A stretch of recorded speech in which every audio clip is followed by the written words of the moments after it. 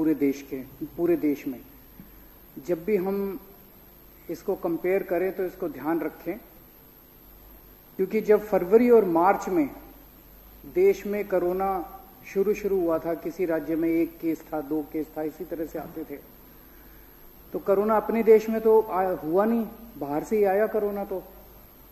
तो उस वक्त जिन जिन देशों में कोरोना बहुत ज्यादा हो गया था, जैसे इटली है उन दिनों में, लंदन है उन दिनों में, इन कुछ देशों में बहुत ज्यादा हो गया था कोरोना, तो वहां रहने वाले इंडियंस ने भारत सरकार को कहा कि भाई हम अपने देश में वापस आना चाहते हैं। भारत सरकार ने निर्णय लिया कि स्पेशल फ्लाइट्स का अरेंजमेंट करके हम उन देशों में जहां कोरोना ज्यादा है और जो इंडियंस आना चाहते हैं उनको भारत में वापस लाया जाए। अच्छी बात है। दिल्ली देश की राजधानी है, तो वो जितनी भी फ्लाइट्स बाहर से आई उसकी 80-90% फ्लाइट्स दिल्ली में उतरी वो।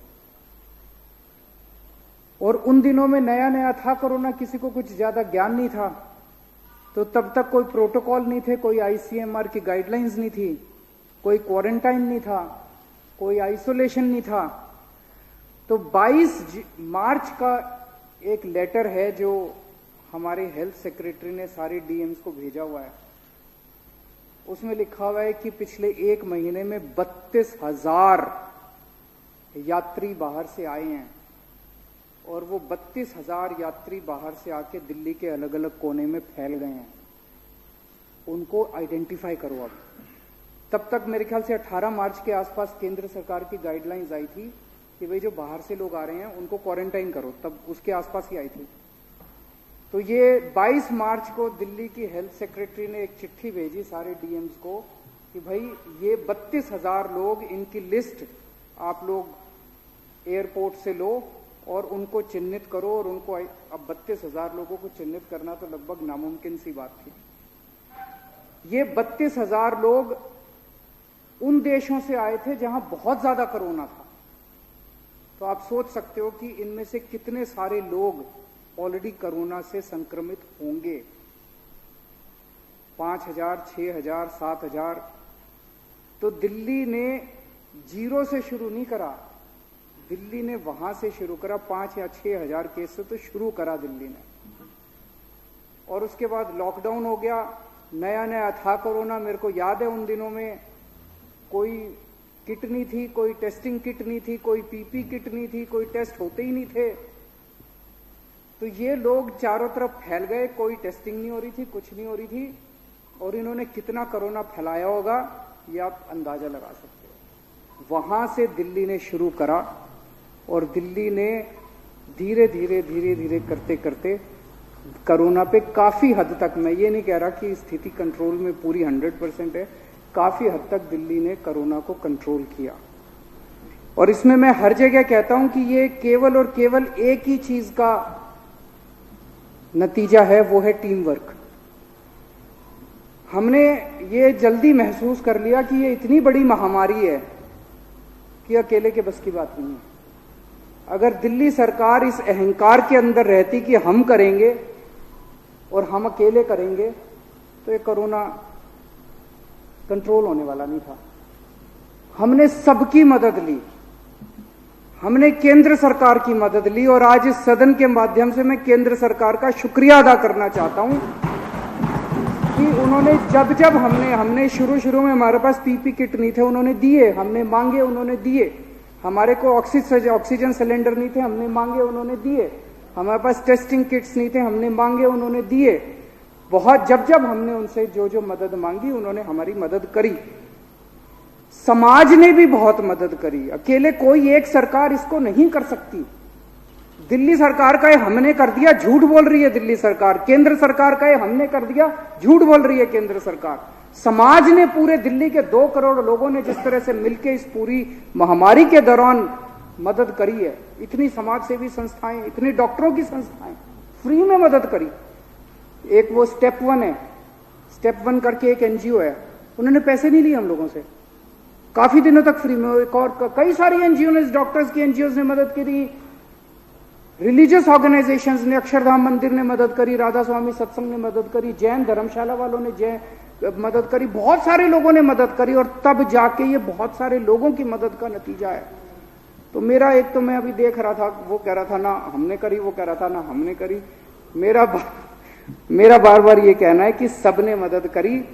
हमारी एक कमजोरी है अध्यक्ष महोदय, आम आदमी पार्टी में हमको राजनीति करनी नहीं आती, और ये कमजोरी हमारी इस वक्त सबसे बड़ी ताकत बन गई कि हमें राजनीति करनी नहीं आती।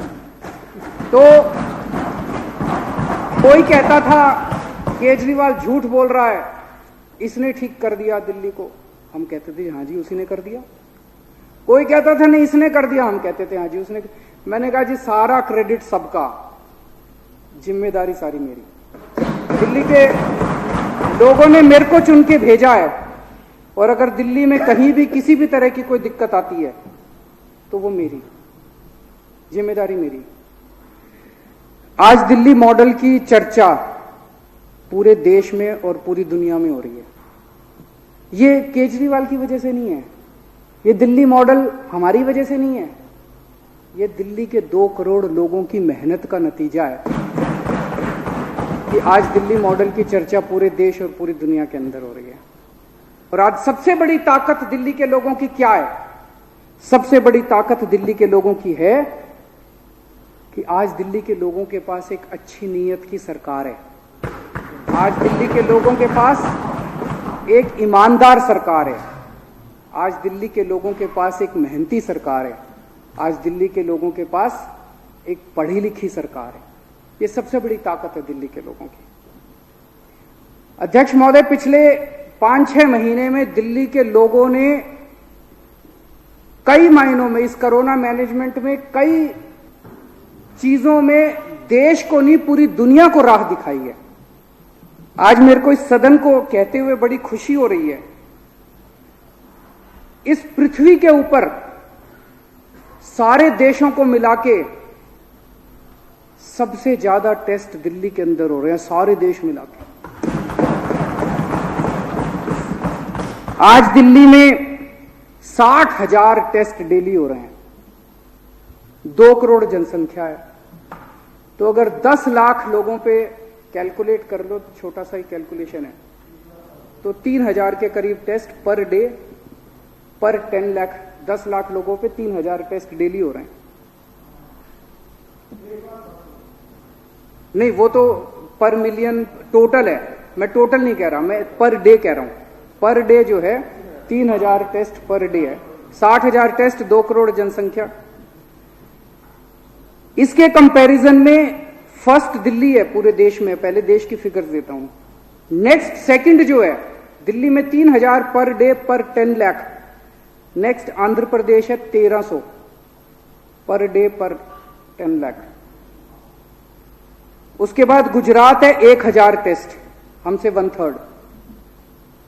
फिर कर्नाटका 983, हरियाणा 990, महाराष्ट्र 802, उत्तर प्रदेश 670 और पूरे देश की एवरेज है 819। तो जितने टेस्ट दिल्ली में हो रहे हैं, सेकंड नंबर पे जो है उसके 1/3 टेस्ट हो रहे हैं। टेस्ट की क्या अहमियत है ये भी मैं इसके ऊपर आऊंगा। दिल्ली में 3,000 टेस्ट पर डे पर मिलियन। इंग्लैंड में भी 3,000, इंग्लैंड सेकंड हमारे साथ है, इंग्लैंड में भी 3,000। अमेरिका में 1,300 टेस्ट पर डे पर मिलियन। रशिया में 2,300 टेस्ट पर डे पर मिलियन। पेरू में 858 टेस्ट पर डे पर मिलियन। पूरी पृथ्वी के ऊपर सबसे ज्यादा टेस्ट आपकी दिल्ली के अंदर हो रही है।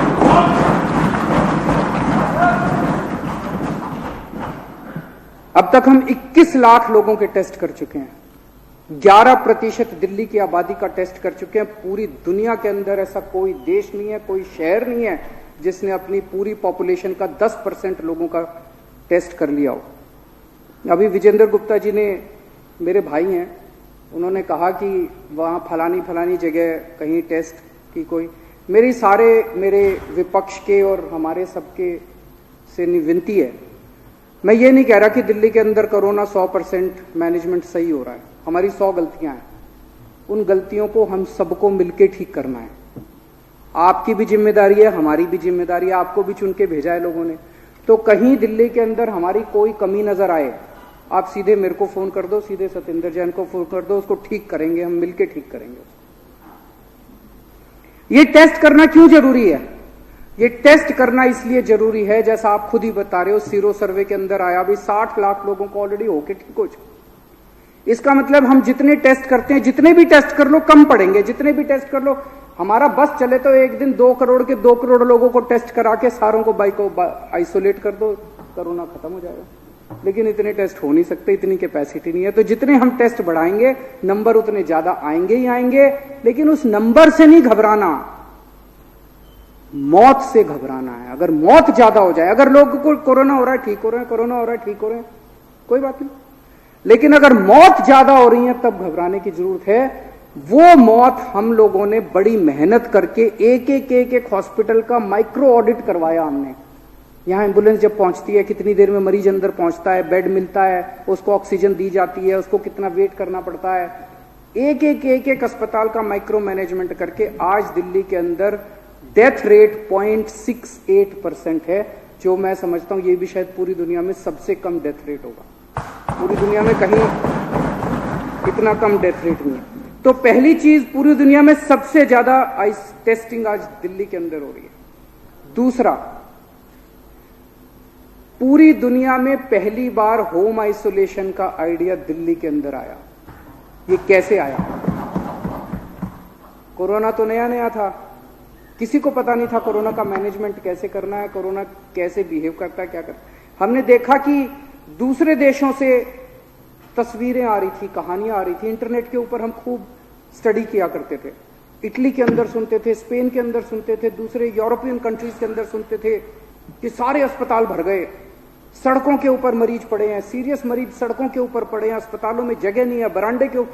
हमें लगता था यार यूरोपियन कंट्रीज में अगर ये हाल है तो हमारे देश के अंदर जब ये फैलेगा तो क्या हाल होगा। तो जब वहां स्टडी किया तो पता चला कि जो पॉजिटिव आए उसको अस्पताल में भर्ती करा देते हैं, जो पॉजिटिव आए उसको अस्पताल में। तो महामारी है, लोग तो बहुत बड़ी तेजी के साथ संक्रमित होते जा रहे हैं। इतने तो बेड किसी भी देश में नहीं होंगे, चाहे कोई कितना भी डेवलप्ड कंट्री हो, इतने बेड कहां से आएंगे। तब हम लोगों ने सोचा कि इसको 2 पार्ट में बांटना पड़ेगा। जो लोग एसिम्टोमेटिक है, जिनको कोई सिम्टम नहीं है, उनको अस्पताल की क्या जरूरत है। जो माइल्ड सिम्टम वाले हैं, जिनको ज्यादा अस्पताल की दिक्कत नहीं है, उनको क्या जरूरत है। तो हमने ये तय किया कि जितने एसिम्टोमेटिक है और जो माइल्ड सिम्टम वाले हैं, उनका इंतजाम घर में होना चाहिए। उनका इंतजाम घर में करने से 2 फायदे हुए। एक फायदा तो ये हुआ कि पहले लोग टेस्टिंग नहीं कराते थे, हिचकते थे कि अगर पॉजिटिव आ गए सरकार उठा के क्वारंटाइन सेंटर में डाल देगी। कोई क्वारंटाइन सेंटर में नहीं जाना चाहता, तो लोग अगर एसिम्टोमेटिक या माइल्ड सिम्टम वाले होते थे वो कहते थे यार टेस्ट ही मत कराओ। अब जैसे ही हमने कहा होम, आप अपने घर में ठीक हो जाओगे। और इसका सबसे बड़ा उदाहरण था, बचपन में कहते थे ना माता हो गई, माता होती थी, कहते थे ना माता हो गई। तो माता होती थी घर में, मम्मी जो है वो एक अलग कमरे में कर देती थी सारा इंतजाम। माता भी बड़ा संक्रमित बीमारी होती थी। तो अगर घर के अंदर पता चल जाए तो घर वाले बड़ा अच्छा इंतजाम करते हैं अपने उसका, आइसोलेशन वगैरह का सारा। कुछ लोग कहते हैं घर के अंदर सबको फैल जाएगा, सबको नहीं फैलेगा, बाहर फैलेगा सबको। अस्पताल वाले उतना अच्छा इंतजाम नहीं करेंगे जितना घर वाले अपना अच्छा इंतजाम कर देते हैं। तो उससे हमने करके इनका इंतजाम करा। रोज सुबह शाम डॉक्टर फोन करता है, उनसे पूछता है कि भाई हाँ ठीक ठाक हो, टेम्परेचर कितना है, ऑक्सीजन कितनी है, ऑक्सीमीटर उनको दिया। और उनके आज मैं आपको डेटा देना चाहता हूं, अभी तक 1,15,254 लोगों का हम घर पे इलाज कर चुके हैं। 1,15,254। इनमें से 16,568 लोग अभी फिलहाल होम आइसोलेशन में हैं और 96,288 लोग ठीक हो चुके हैं घर में। 1,15,254 में से आप सोचिए डेथ कितने लोगों को हुई है? मात्र 30 लोगों की। 1.25 लाख लोगों में से मात्र 30 लोगों की होम आइसोलेशन में डेथ हुई है। ये फिगर आती है 0.03%। शायद पूरी दुनिया के अंदर इतनी लो डेथ रेट कहीं नहीं होगी। इतना सक्सेसफुल होम आइसोलेशन प्रोग्राम है और अब इस होम आइसोलेशन प्रोग्राम की पूरी दुनिया के अंदर चर्चा हो रही है। और बहुत सारे देश अब दिल्ली के, वो जैसे इन्होंने संजीव झा ने बताया, कोरिया के एम्बेसडर ने कहा कि दिल्ली का होम आइसोलेशन मॉडल पूरी दुनिया को स्टडी करने के लिए है। तीसरी चीज जो हमने करी उसका जिक्र कम होता है, लेकिन मेरे को ये लगता है कि कोरोना वॉरियर्स को हमने एक कॉन्फिडेंस दिया कि सारी सरकार तुम्हारे साथ खड़ी है, सारा देश तुम्हारे साथ खड़ा है, आप मेहनत कर रहे हो, हम आपकी मेहनत को सलाम करते हैं, आप लोग अपने जीवन को संकट में डाल रहे हो, हम उसको सलाम करते हैं। अगर भगवान ना करे, खुदा ना करे, कल को आपको कुछ हो गया तो आपको 1 करोड़ रुपए की सहायता राशि सरकार देगी। जब ये अनाउंस करा तो डॉक्टर्स को, नर्सेज को, इन सब लोगों को एक कॉन्फिडेंस बना कि सरकार हमारे साथ खड़ी है। उनको ये लगा कि भगवान ना करे कल कुछ हो गया तो हमारा इंतजाम करने के लिए सरकार खड़ी है। ये 1 करोड़ राशि भी मुझे नहीं लगता पूरी दुनिया के अंदर किसी भी देश ने या किसी भी राज्य ने ऐसा किया होगा। और जैसा भी चर्चा हो रही थी, प्लाज्मा थेरेपी, अप्रैल और मई के महीने में हमने ट्रायल करने चालू किए थे। पूरी दुनिया के अंदर कहीं इसका, मैंने एक आर्टिकल पढ़ा था कि चाइना के अंदर प्लाज्मा थेरेपी ट्राई की गई। तब हम लोगों ने इसके बारे में चर्चा करी, हमने केंद्र सरकार से परमिशन मांगी, हमें फेज 1, फिर फेज 2 और फिर फेज 3 की परमिशन मिली। हमने ट्रायल्स किए, अप्रैल और मई के महीने में हमने ट्रायल किए और मुझे बहुत खुशी है कि 2 जुलाई 2020 को दुनिया का पहला प्लाज्मा बैंक ILBS में सेटअप किया गया और उसके बाद दूसरा प्लाज्मा बैंक LNJP में। तो हमने ट्रायल के दौरान ही इलाज करना तो अप्रैल मई से ही शुरू कर दिया था, प्लाज्मा का इलाज करना। जो ट्रायल की हमें परमिशन थोड़ी थोड़ी मिलती गई, लेकिन 2 जुलाई को हमें पहला वो मिला और मुझे बेहद खुशी है कि हमने जो काम अप्रैल, मई, जून, जुलाई में शुरू कर दिया था, 19 अगस्त को अमेरिका के राष्ट्रपति प्रेसिडेंट ट्रंप ने ऐलान किया कि अब अमेरिका भी प्लाज्मा थेरेपी लागू करेगा। अभी तक अध्यक्ष महोदय 1965 लोगों को दिल्ली में प्लाज्मा दिया जा चुका, 1965 लोगों की जान बचाई जा चुकी है प्लाज्मा थेरेपी करके। मुझे बेहद खुशी है कि दिल्ली के लोगों को इस टाइम पूरे देश के, अपने देशवासियों का, बहनों भाइयों की सेवा करने का मौका मिल रहा है। आज दिल्ली के अस्पतालों, पूरे देश के अंदर लोगों को अगर भरोसा है तो दिल्ली के अस्पतालों के ऊपर भरोसा है। पूरे देश भर से, सरकारी अस्पतालों में भी और प्राइवेट अस्पतालों में भी, राजस्थान से लोग आ रहे हैं, मध्य प्रदेश से लोग आ रहे हैं, उत्तर प्रदेश से लोग आ रहे हैं, झारखंड से लोग आ रहे हैं, बिहार से लोग आ रहे हैं, पंजाब से लोग आ रहे हैं। और 26 जुलाई के बाद का डेटा है मेरे पास, अभी तक हम 5264 दिल्ली के बाहर के मरीजों का इलाज कर चुके हैं। दिल्ली को इस बात का फक्र है कि हम लोग अपने पूरे देशवासियों का इस टाइम सेवा कर रहे हैं, सबका हम इलाज कर रहे हैं। लेकिन मैं ये भी उम्मीद करता हूं कि ये कोरोना महामारी हम लोगों को एक सीख देगी। आज दिल्ली ने इतनी जल्दी टर्न अराउंड करा क्योंकि हमने 5 साल के अंदर दिल्ली के स्वास्थ्य के सेक्टर में इतना इन्वेस्ट किया था। कुछ लोग कहते हैं, अरविंद जी आप तो कहते हो हमने दिल्ली में अस्पताल ठीक कर दिए थे, फिर जून के महीने में आपके बेड की कमी क्यों हो गई फलान। दिल्ली, कोरोना की महामारी एक स्पेशल किस्म का इलाज मांगती है। जैसे हमारा LNJP हॉस्पिटल में हार्ट की भी इलाज होता है, न्यूरो का भी इलाज होता है, इसका भी इलाज होता है, तो अलग अलग डिपार्टमेंट है। कोरोना वाले में तो केवल ऑक्सीजन चाहिए, तो अब सारे डिपार्टमेंट खत्म करके सारे बेड्स को ऑक्सीजन बेड्स में कन्वर्ट करना पड़ा। सारे आईसीयूज को खत्म करके सारे आईसीयूज को केवल और केवल कोरोना के लिए। वो टर्न अराउंड इसलिए पॉसिबल हुआ क्योंकि हमारे पास बेसिक इंफ्रास्ट्रक्चर मौजूद था। तो वो टर्न अराउंड करके हमने दिल्ली के अस्पतालों को तुरंत टर्न अराउंड किया और उनको उसमें कन्वर्ट किया। तो आज मैं उम्मीद करता हूं कि कोरोना की महामारी से सीख लेके, जैसे दिल्ली ने 5 साल के अंदर हेल्थ इंफ्रास्ट्रक्चर में इतना इन्वेस्ट किया है, बाकी देश की राज्य सरकारें भी अपने अपने राज्य के अंदर हेल्थ के अंदर इन्वेस्ट करेंगी, ताकि उनकी लोगों को अपना इलाज कराने के लिए दिल्ली आने की जरूरत, इतनी दूर आने की जरूरत ना पड़े। अध्यक्ष महोदय, इस टाइम ये बहुत बड़ी महामारी है और जैसा मैंने कहा कि अकेले कोई सरकार नहीं लड़ सकती, समाज को साथ आना पड़ेगा। आम आदमी पार्टी केवल चुनाव लड़ने के लिए नहीं बनी थी। आम आदमी पार्टी सत्ता के लिए नहीं बनी, आम आदमी पार्टी देश के लिए बनी है। आम आदमी पार्टी का एक एक कार्यकर्ता की एक एक सांस देश के लिए है। आम आदमी पार्टी का एक एक कार्यकर्ता, उसकी एक एक सांस, उसकी एक एक क्षण जो है वो देश के लिए समर्पित है। मैंने सभी कार्यकर्ताओं को कहा है कि इस टाइम डरो मत, अपने अपने घरों से बाहर निकलो। जो जो राज्य सरकारें, ये समय एक दूसरे के ऊपर आरोप प्रत्यारोप का नहीं है, सारी राज्य सरकारें अच्छा काम कर रही हैं, केंद्र सरकार अच्छा काम कर रही है, हमें किसी को क्रिटिसाइज नहीं करना। और हर राज्य के अंदर ऑक्सीमीटर उठा लो और ऑक्सीमीटर लेके घर घर जाके चेकिंग करो। जिसकी ऑक्सीजन, जैसे इन्होंने बताया, अगर इनके घर में ऑक्सीमीटर नहीं होता, इनकी तब तक टेस्टिंग नहीं हुई थी, हो सकता उस रात इनके साथ कुछ अनहोनी ना हो जाती। ये तो ऑक्सीमीटर था, इन्होंने चेक कर लिया, पता चला 90 से कम थी ऑक्सीजन। 90 से कम ऑक्सीजन बड़ी क्रिटिकल होती है। तो अब ऑक्सीमीटर ले लेके सारे देश के अंदर आम आदमी पार्टी के कार्यकर्ता घर घर जा रहे हैं। अगर किसी की ऑक्सीजन कम हो तो उसको अस्पताल ले जाके उसको ऑक्सीजन दिलाने में मदद कर रहे हैं।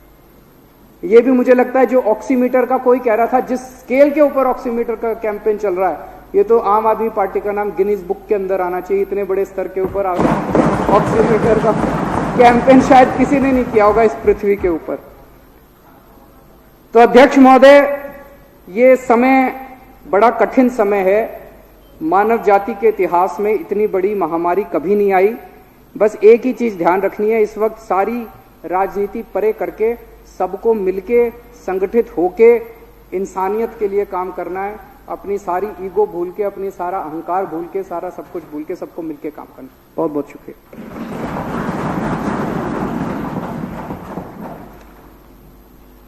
बीच में हमने चर्चा छोड़ी थी विधेयक का पूरे स्थापन, उसमें कहा गया था कि हमको मिला नहीं है। अब मैं समझता हूँ उसके एक बार चर्चा भाग अगर कोई लेना चाहता है तो हाथ खड़ा कर।